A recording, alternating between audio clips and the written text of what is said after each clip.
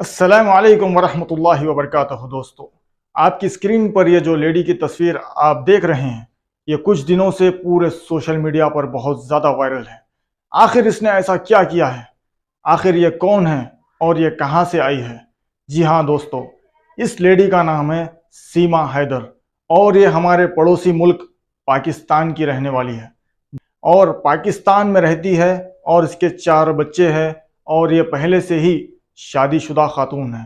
बल्कि इसका शौहर अपने बीवी बच्चों को पालने के लिए अपना वतन पाकिस्तान छोड़कर वो जाता है सऊदी अरेबिया और वहाँ पर वो मेहनत मजदूरी करता है अपने बीवी बच्चों का पेट पालने के लिए। और फिर बकौल सीमा हैदर के वो हर महीना अपने घर पैसे भेजता था और अपना घर चलाने के लिए। लेकिन जो शौहर दिन रात वहाँ पर सऊदी अरेबिया में शेखों के पास गुलामी करता है, मेहनत करता है, गाड़ियाँ धोता है, पता नहीं क्या क्या गाली गलौज सुनता है, झिड़की सुनता है, सब कुछ बर्दाश्त करता है। कभी खाना खाता है, कभी टाइम पर, कभी नहीं खाता है। ये सब वो करते हुए इतनी मेहनत और मशक्क़त के साथ पैसा कमाकर वो अपने घर पाकिस्तान भेजता है। उसी पैसे से ये सीमा हैदर, जो लड़की आपकी स्क्रीन पर मौजूद है, एक स्मार्टफोन खरीदती है और फिर अपने उस फ़ोन में एक गेम डाउनलोड करती है जिसका नाम है पबजी। जी हाँ दोस्तों, बिल्कुल सही सुना आपने।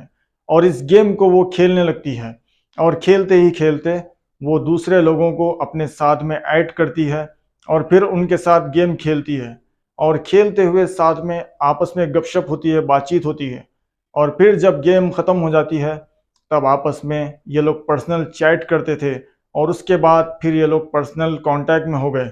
ये सिलसिला बकौल सीमा हैदर के एक लंबे अरसे तक चलता रहा। फिर उसके बाद क्या हुआ? उसके बाद इसने अपने शौहर की जो प्रॉपर्टी थी उसको बेच दिया। बेचकर ये वहाँ से सीधे जाती है दुबई और वहाँ से जाती है नेपाल और फिर नेपाल से आती है भारत, हिंदुस्तान में दाखिल होती है और वह हिंदुस्तान में अपने 4 बच्चों के साथ आती है और अपने उस आशिक के साथ मिलती है जिसका नाम सचिन बताया जा रहा है। और यहाँ की पुलिस एजेंसी कोई उसको पकड़ती नहीं है। वो कुछ दिनों तक हिंदुस्तान में आराम से रहती है, घूमती फिरती है और अपने उस आशिक से मिलती है, लेकिन कभी कोई एजेंसी इसको नहीं पकड़ती।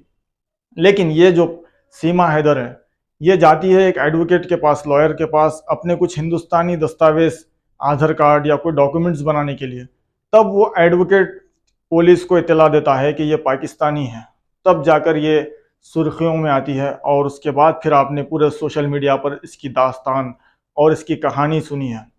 जी हाँ दोस्तों, ये वही औरत है जिसने अपने शौहर के साथ गद्दारी करते हुए, जिसने अपने ही मुल्क के साथ गद्दारी की है, अपने ही मज़हब के साथ, अपने ही दीन के साथ गद्दारी की है, अपने ही बच्चों के साथ इसने गद्दारी की, अपने ख़ानदान के साथ इसने गद्दारी की। सब कुछ गद्दारी करके ये आती है इल्लीगल तरीके से हिंदुस्तान में। ये आखिर कौन है? कहीं ये पाकिस्तानी जासूस तो नहीं?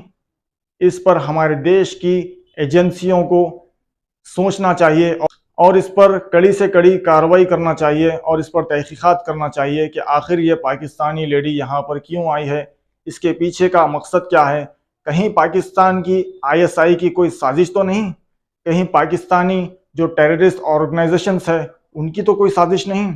कई सारे ऐसे सवालात उठते हैं हमारे दिमाग में, क्योंकि हम सच्चे हिंदुस्तानी हैं अल्हम्दुलिल्लाह।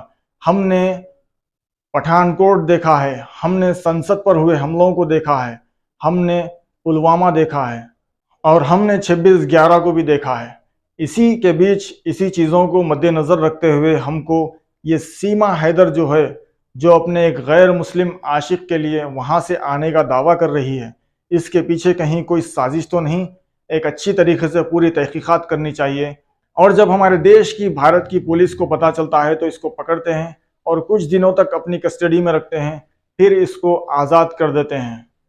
क्या अगर कोई पाकिस्तानी लड़का यहाँ पर दाखिल होता भारत में इल्लीगल तरीके से और वो सेम इसी तरह का दावा करता कि मैं हिंदुस्तान में किसी लड़की के लिए आया हूँ, तो क्या हमारे देश की एजेंसी और पुलिस उसको क्या इसी तरह से खुला छोड़ दी? नहीं, बल्कि उसको एक ख़ास कस्टडी में रखा जाता, उसको बंद किया जाता और फिर उस पर पूरी तरीके से कार्रवाई की जाती, तहकीकात, इन्वेस्टिगेशन की जाती, जो कि सीमा हैदर के साथ ऐसा बिल्कुल भी नहीं हो रहा। इसको खुला छोड़ा गया है और वो सचिन के साथ में रह रही है और अपने बच्चों के साथ उसने गद्दारी करते हुए उनका नाम भी तब्दील किया है।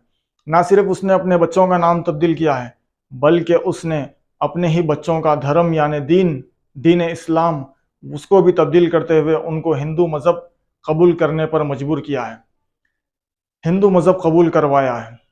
जी हाँ दोस्तों, इसका कोई अधिकार नहीं था कि वो अपने बच्चों को हिंदू धर्म में कन्वर्ट करवाती, क्योंकि वो तो उन बच्चों का अधिकार है किस मज़हब में रहना चाहते हैं, किस मज़हब में नहीं रहना चाहते।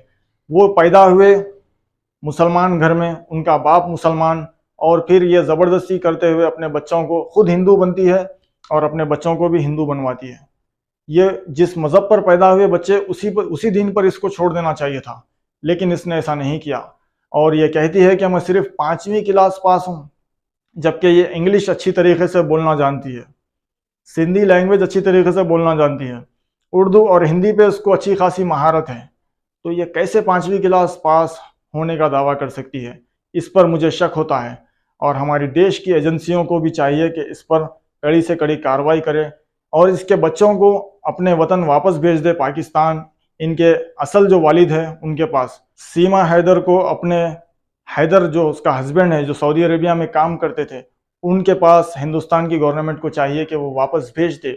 और इस वीडियो में बस मैं इतना ही कहना चाहता हूँ। अगर वीडियो आपको अच्छी लगी हो तो इसको आगे ज़रूर शेयर करिए और वीडियो को आखिरी तक देखने के लिए बहुत बहुत शुक्रिया। आप हमारे चैनल पर नए हैं तो इसको सब्सक्राइब करके आप लोग हमारे साथ में जुड़ जाइए। और जाते जाते मैं